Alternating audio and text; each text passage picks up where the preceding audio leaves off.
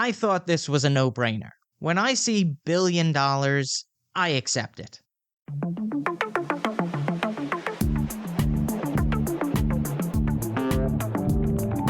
Just what you've been waiting for. Movies, TV, music, and more. Follow, subscribe, stay up to date. Episodes drop every other Monday. It's the man, watch that. It's the man, watch that. It's the man, watch that podcast.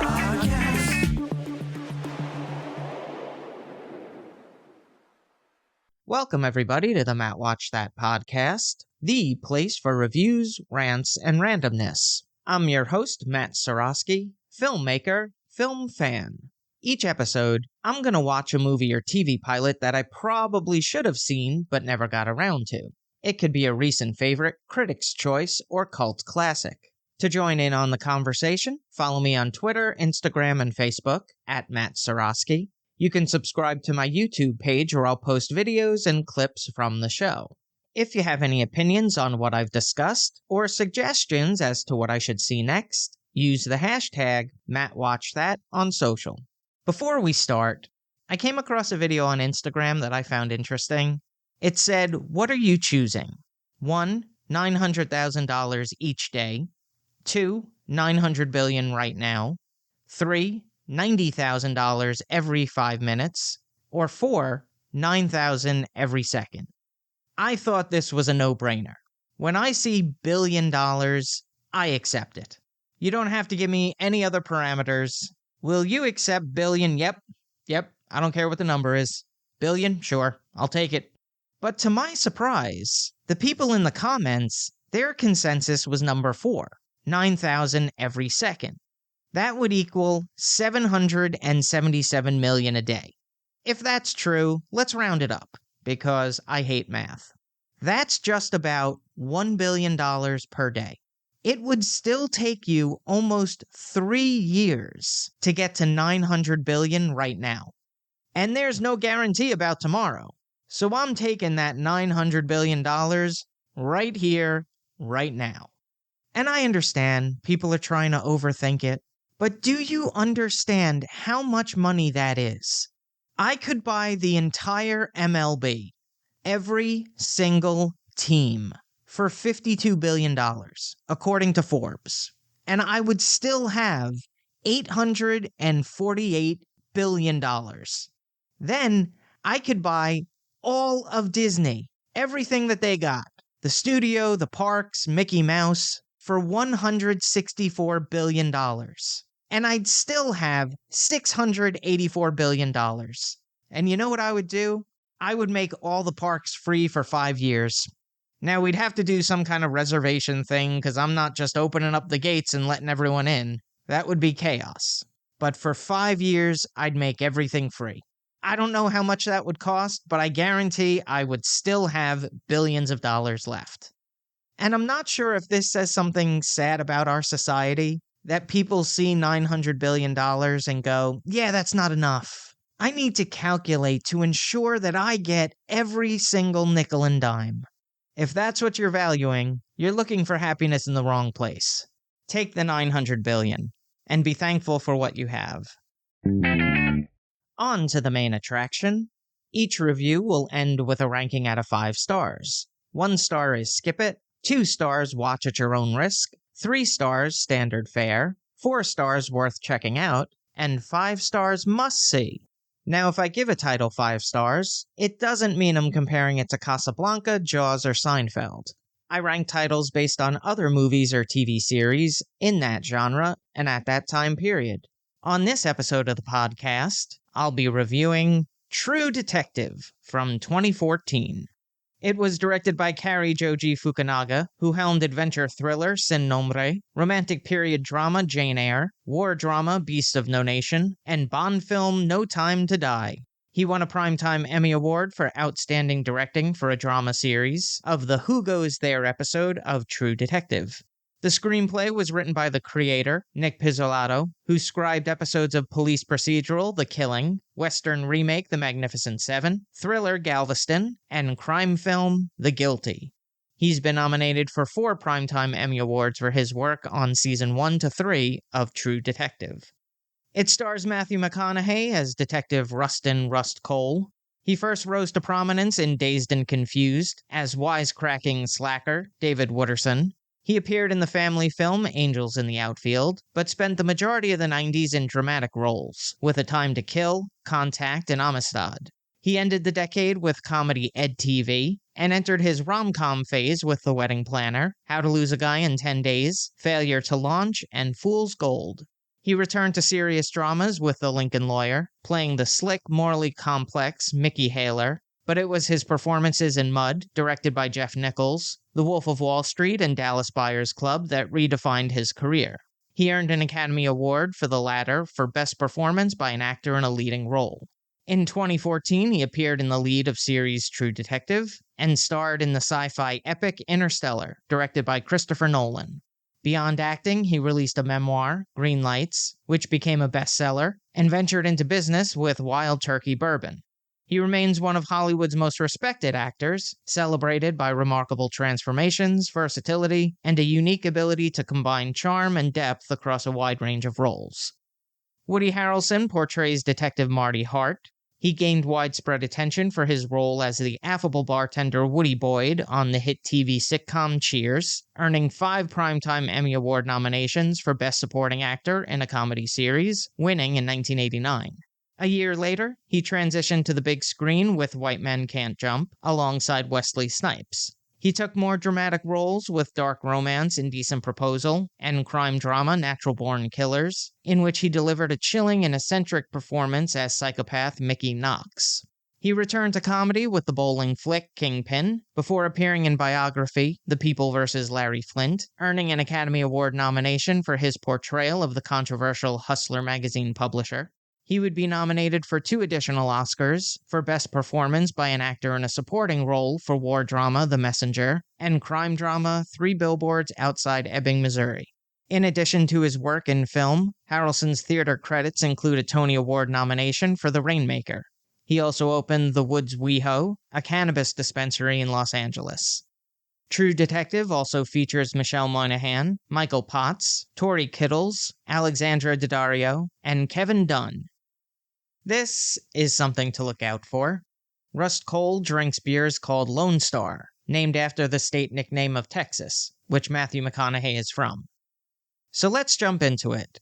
The episode begins with separate present-day interviews of detectives Rustin Rust Cole and Marty Hart as they revisit the investigation that took place in 1995. The 2 men, now estranged, are forced to confront the details of the case that has haunted them for years. In Louisiana, the 2 state homicide detectives are tasked with investigating a gruesome murder of a young woman, Dora Lang, found posed in a ritualistic fashion in a field. The case appears to be part of a larger, more disturbing pattern of crimes, with signs of occult symbolism surrounding the victim. Cole, an enigmatic and philosophically inclined detective, often challenges Marty's more conventional approach, while offering cryptic insights into the nature of time, fate, and human suffering. Meanwhile, Marty's personal life begins to unravel as his family and marriage strain under the weight of his obsession with the case. Here's a quote without context. Let's make the car a place of silent reflection from now on. True Detective opens with a sense of profound unease, establishing both a haunting murder mystery and a deep exploration of character and philosophy. The central relationship of the series is between the 2 detectives. Cole and Hart's contrasting personalities and worldviews drive much of the narrative and thematic exploration in the episode. Cole's deep existential musings on time, consciousness, and human nature shape the tone of the series. In contrast, Hart is more conventional, both in his personal life and in his approach to investigating. He's a family man with a wife, children, and a strong sense of moral duty, even though he struggles with his own darker impulses. The tension between their worldviews makes them compelling partners and creates an interesting dynamic. The backdrop of the swamps and rural Louisiana provide a rich and eerie atmosphere that is integral to the tone of the episode. The desolation of the landscape mirrors the bleakness of the characters' emotional and philosophical states. The setting is not just a location, but a character in its own right, filled with decay, isolation, and darkness.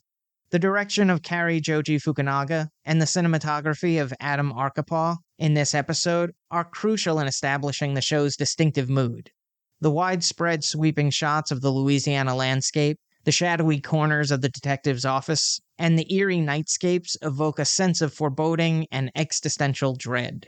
The Long Bright Night is a masterful introduction to True Detective. It deftly sets up a complex narrative, introducing its deeply flawed yet compelling central characters, and presents an eerie, atmospheric world. Now for a little trivial trivia. Matthew McConaughey and Woody Harrelson had previously worked together as brothers Ed and Ray Picarni in the satirical comedy Ed TV.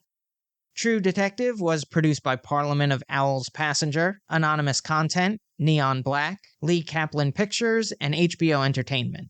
It was filmed on location in Louisiana.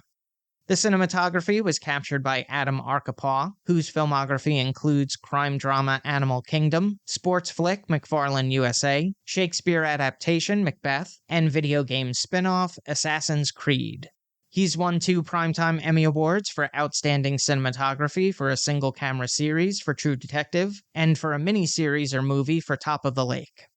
It was edited by Alex Hall, who worked on episodes of crime dramas The Wire, The Unusuals, and Blue Bloods, and New Orleans drama Treme. The score was composed by T-Bone Burnett, who worked on the music for satirical musical Oh Brother, Where Art Thou, and Johnny Cash biography Walk the Line. He won an Academy Award for Best Achievement in Music Written for Motion Pictures, Original Song for Crazy Heart. The soundtrack featured songs by the Black Angels, Bob Dylan, and the Macintosh Country Shouters. The theme, Far From Any Road, is performed by the Handsome Family. The runtime is 1 hour 2 minutes, with subsequent episodes ranging from 54 to 87 minutes. It had a budget of $4 million per episode. On the Ski Index, I give it 4 out of 5 stars. True Detective has been on for 4 seasons, 30 episodes from 2014 to present. The series was renewed for a 5th season. Each season features a new cast and theme song. It's been nominated for 41 Primetime Emmy Awards, winning 6. If you've seen True Detective and have opinions on the series, let me know what you think using the hashtag #MattWatchThat. Moving right along, each episode, I'm gonna post clips that I think people should watch. It could be movie trailers, music videos, interviews, or something completely random. Search for my YouTube page and there'll be a playlist called Matt Watch That Playback. I have a double recommendation for this episode, a twofer if you will, but it's on the same subject matter. There's a book called How the States Got Their Shapes by Mark Stein, who also wrote the screenplay to the Goldie Hawn-Steve Martin comedy House Sitter. And this book explores the often surprising history behind the boundaries of the United States. Have you ever wondered why all the states on the East Coast look like a child's crayon drawing, whereas when you move west, it feels like someone with OCD took over? Well, the book takes readers on a journey through history, starting with the early colonial era, when states were largely defined by European powers, and continues through to the 20th century. Stein discusses how political compromises, land disputes, and the whims of historical figures led to the creation of state borders, many of which made little sense from a purely geographic or economic perspective. In some cases, natural boundaries like rivers and mountains determined the path of a state line, while others were created out of necessity during times of war or expansion, and many times had little regard for the land or the people living in it. The book delves into how cultural, racial, and economic factors, including these decisions, often led to strange and inconsistent shapes. I'm talking to you, Virginia.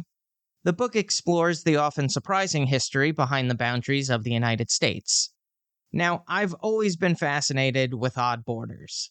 Yeah, I know, it's odd. But these are some of my favorite anomalies. You have Point Roberts. It's an isolated area of Washington state, located at the southern tip of the Soassen Peninsula, which juts into the Strait of Georgia. It's bordered to the north by Canada, and only accessible by land through the Great White North. So how did this come to be? The Oregon Treaty of 1846 established the 49th parallel to be the border between Canada and the USA. There was no consideration taken for the peninsula's shape, so it resulted in Point Roberts being part of America, despite it being cut off from Washington state. There's another area called Carter Lake. It's a small city located near Omaha, Nebraska. It's geographically separated from the rest of Iowa, yet it is part of Pottawatomie County. A major flood in 1877 caused the Missouri River to change course, isolating the city from the rest of the state. So if you're driving northeast, you can go from being in Nebraska to being in Iowa to being back in Nebraska in a matter of minutes. How the states got their shape is a fun and entertaining look at the historical forces that shaped America's political geography. It's a fascinating read for anyone curious about the often overlooked map of America. And if reading isn't your thing, the book was adapted into a television series of the same name on History Channel, hosted by Brian Unger. So I've selected a couple of clips that showcase these odd borders. They're all available in the Matt Watch That playback playlist on YouTube. Check it out. Now it's time for the recommendation. Yes, that's the word recommendation with Matt in the middle. I'm going to end each podcast with my own recommendation of a movie or TV series. Today I'm talking about Ransom. It tells the story of Tom Mullen, a wealthy airline owner, and his wife Kate, who face a nightmare when their son, Sean, is kidnapped for ransom. The Mullens are forced into a high-stakes game with the abductors, initially agreeing to pay the demands, but when the kidnappers double-cross, Tom decides to turn the tables. It stars Mel Gibson and Rene Russo, reuniting a successful pairing from Lethal Weapon 3. It also features Gary Sinise, Delroy Lindo, Lily Taylor, Liev Schreiber, Donnie Wahlberg, Evan Handler, and Brawley Nolte, son of actor Nick Nolte. It was artfully directed by Ron Howard, who acted in Happy Days and American Graffiti, provided voiceover narration for Arrested Development, and won 2 Academy Awards for A Beautiful Mind as director and executive producer. Ransom has a gripping narrative that keeps viewers on the edge of their seats. Mel Gibson delivers a powerful performance as a desperate father whose son hangs in the balance of every one of his decisions. Rene Russo tears at your heartstrings as a mother torn between the support of her husband and the fear for her son. As the movie unfolds, it cleverly subverts expectations and introduces twists that keep the audience guessing. While some may find the premise to be a bit far-fetched, the film's ability to engage and provoke thought about justice and desperation makes it an effective thriller. That's all for this edition of Matt Watch That. Thanks for listening to me babble. You can follow me on Twitter, Instagram, and Facebook at Matt Seroski. You can subscribe to my YouTube page where I'll post videos and clips from the show. If you have any opinions on what I've discussed or suggestions as to what movie or TV pilot I should see, use the hashtag MattWatchThat on social.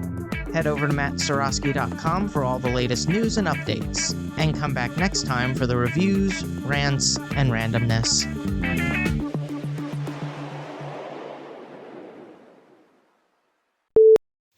And enigmatic and philosophical. Okay. While others were created out of necessity. Out of what?